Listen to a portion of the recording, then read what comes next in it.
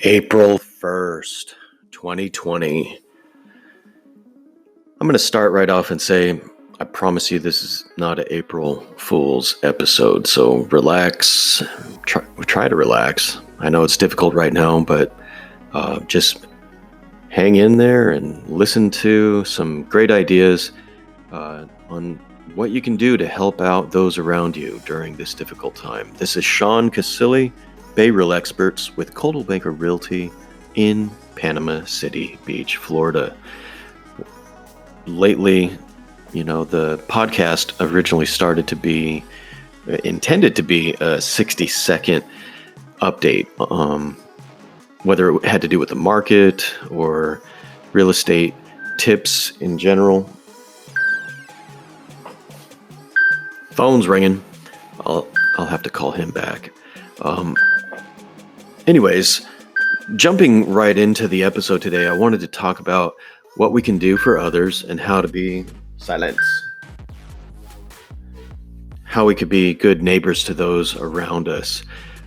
It makes a big difference, especially to folks that cannot be around each other right now, that are used to the human touch and the face-to-face interaction. Sometimes we take those things for granted, but I remember an old study that was done, and you'll have to forgive me because I don't have a reference on it, but hopefully it's not an urban legend, but it made a lot of sense to me that back in World War II, there was an experiment done, or at least a study done, as I remember, of babies that were separated from their parents, and they were all kind of just put into a care area, kind of like cattle, but they were babies. And all of them died except one. There was a nurse that was regularly picking up one of them and coddling it and talking to it and giving it that personal touch, and hugging it and talking to it. So that basically tells me from that study, I don't think it was an experiment. Why would anybody want to do that? But I digress. We need human interaction for our emotional health, which can affect us physically. I'm not a doctor, but I just wanted to share that story.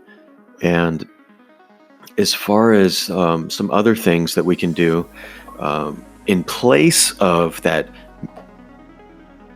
physical human touch, we can pick up the phone. It's not going to be the same thing. Our loved ones, we can jump on any type of messaging platform, Hangouts, Facebook, whatever, but check in with your neighbors, check in with your family members. Obviously, you're going to do the 5 things that we need to be doing to help stop spread the coronavirus. Continue to do social distancing, but don't forget about talking to your friends, neighbors, family members. When you're talking to them, make a point to ask them if they need anything. There's been several people in our local community that have posted that they're willing to go grocery shopping for people that can't leave the house. Maybe somebody needs something else now. I mean, there's lots of ways to reach out to your neighbors to see if they need anything, whether it's on a local Facebook group. And if your neighborhood doesn't have a local Facebook group, why not create one and champion the effort to see if you can get the neighborhood connected with each other. You could leave a note on your door if you don't like social media or electronic versions of communication. You can let them know that you're either not accepting visitors and maybe your phone number, or you can leave a note on your door that says, for example, my name is Sean, and I'm willing to help you purchase groceries or get the mail out of if you have a community mailbox, You can offer to go get their mail for them. And of course, you still want to, we already mentioned, do the top 5 things of washing your hands, don't touch your face, etc. If you are going to go shopping, though, try to only take what your family needs for the next 30 days. Obviously, now we're going to be wanting to do more stockpiling because we don't know if we're going to get put on lockdown. Speaking of lockdowns, it's interesting that Taiwan, it seems, because they went through the SARS pandemic in 2003, they have I hate to say experience, but they've had other measures in place that has protected them differently than many other countries with this current pandemic. They have, if you're returning from travel abroad and you actually live there, you have to undergo a mandatory 14-day quarantine.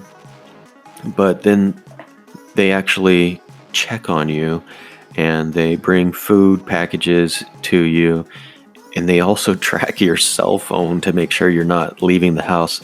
And if you do, they charge you a $33,000 fine for doing so. Although those measures seem extreme, I'll leave it up to you to form an opinion on what is, if that's a good idea for the rest of the world to adopt or not. But out of, I want to say they have either 23 or 28 million in population. They've only had 250 cases of the coronavirus in this current outbreak. So, I don't know. In my book, we need to be doing something to curtail the spread of this. But back on topic, one other thing you can do is leave out a box, or I've seen in some neighborhoods in California where I used to live, where they would have little local libraries where you could put some books in. Instead of buying a book, you can just take one out, and when you're done reading it, you can put it back. Of course, please be mindful about germs, and if you want to spray down the book with Lysol or disinfect it in another way before you put it in there, that could be something that could help out with the boredom that people are experiencing with their being shut in right now. I saw a joke on Facebook that said, "Hey, introverts, I'm not used to this. I don't know how this stay-at-home thing is done. Got any tips?" So again, that goes back to talk to your neighbors, talk to your friends, talk to your family members while you are staying inside, or just on your property, practicing social distancing rules to protect others. Ask other people for ideas. Ask them how they're spending their time, and then the ideas that you relate to, go ahead and share those with those around you. We will catch you guys on the next one. Thanks for tuning in. Give us a like, subscribe to us, and if you feel that these podcasts are useful to the community, go ahead and tell somebody about it. Greatly appreciate your support, you guys, and we will catch you tomorrow. Bye-bye for now.